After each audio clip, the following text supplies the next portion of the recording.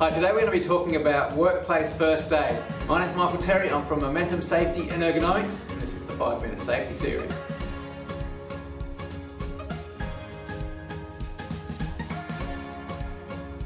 Okay, when it comes to first aid, it's important that we consider the hazard profile of the workplace that we work in.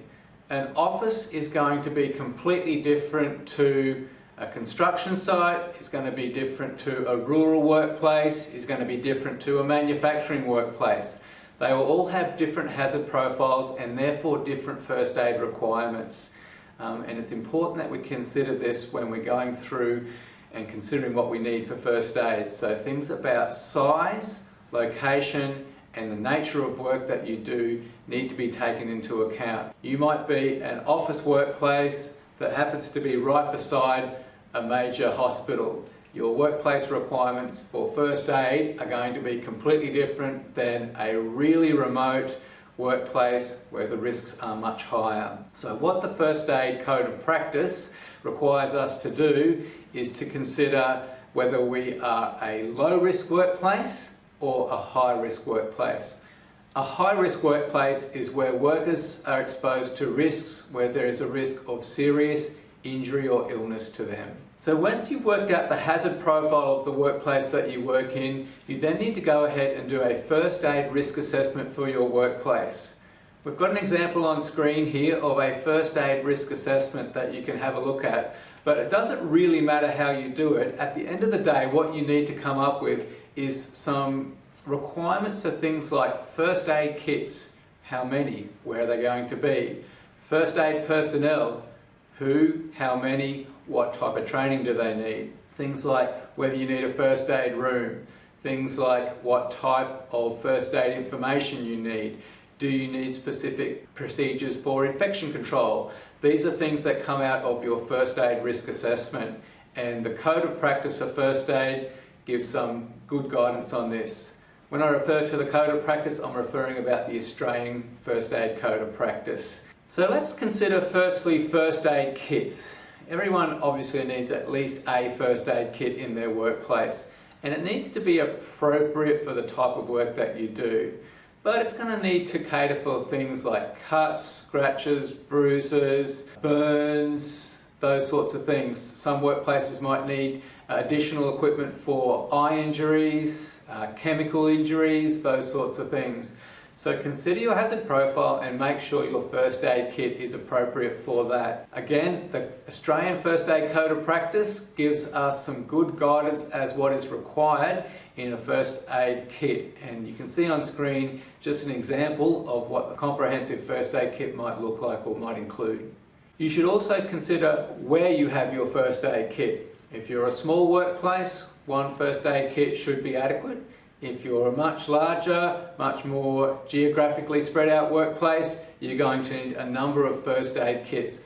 But at the end of the day, it just needs to be accessible. Workers need to be able to get to that first aid kit when they need it. If you have mobile workers who drive around a lot, you're going to need first aid kits in cars as well. Next thing we need to think about is first aid personnel or first aiders, okay? So we need to have people who are trained to administer first aid, and we need to have an appropriate number of those. The next thing we need to consider is what type of first aid course is appropriate. Again, the Codes of Practice give some guidance on this, but it might be something like the basic administer first aid through to more of an occupational first aid course, depending on where and what type of hazards you have. As far as the number of first aid requirements, you can make these decisions yourself, but the Code of Practice will give some guidance. For a low-risk workplace, the guidance is that we would have one first aider for every 50 workers. For a high-risk workplace, at least one for every 25. But I would recommend for some workplaces you might even have more than that, and I've been to plenty of places where they just say we're going to train everyone in first aid, just so we make sure that we've got enough workers to cover that situation. The next thing we need to consider is first aid information. So this should include the location of the first aid kits. No good having a first aid kit if it's hidden under a counter without any signage at all. So workers must be aware of the location, and you should have appropriate signage to indicate that as well. So the green and white sign should be clearly visible wherever the first aid kit is located.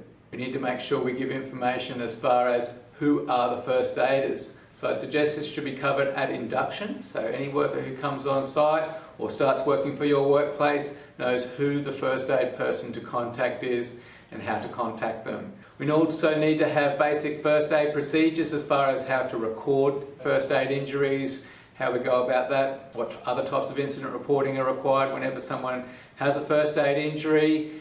And finally, we need to make sure that we consider whether we need to have much more detailed infection control procedures.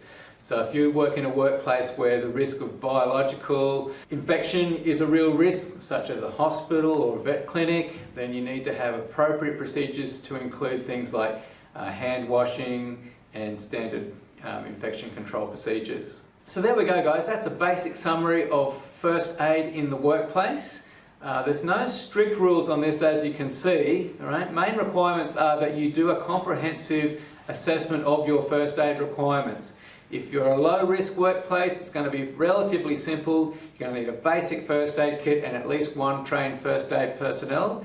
If you're a higher risk workplace, you need to consider more kits, more comprehensive first aid kits which have got additional things for things like chemical burns, for example, and you're not going to need to make sure you have more and better trained first aid personnel. And the final thing you need to consider is, do you have the right procedures in place? So do you have the appropriate procedures, for example, for infection control? Thanks for watching the 5-Minute Safety Series. If you felt like you got some value out of these videos, please click on the screen to see some of the other videos in the 5-Minute Safety Series, or otherwise feel free to subscribe to our YouTube channel.